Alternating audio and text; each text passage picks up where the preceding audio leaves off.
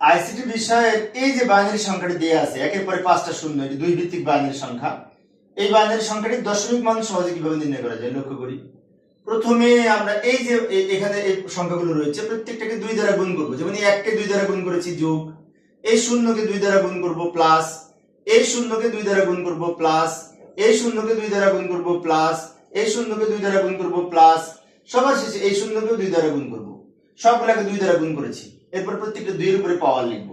এই 2 এর উপরে পাওয়ার হিসেবে লিখব 0, এখানে 1 2 3 4 5। এবার আমরা সরল করব। এখানে 2 কে পাওয়ার 5 করে 32 হবে 32। 32 কে 2 দিয়ে গুণ করলে 32 যোগ 2 কে পাওয়ার 4 করে যা হবে তাকে 0 দিয়ে গুণ করলে 0, এখানে 0 দিয়ে গুণ করে 0, সব 0 আছে না, 0 দিয়ে গুণ করে 0, 0 দিয়ে গুণ করলে 0, এই 0 দিয়ে গুণ করলে 0 হবে। এবার আমরা কি করব, সবগুলো যোগ করে 32 হবে। 32 সংখ্যাটি এই দশমিক সংখ্যা, তাই আমরা ভিত্তি হিসেবে 10 লিখেছি।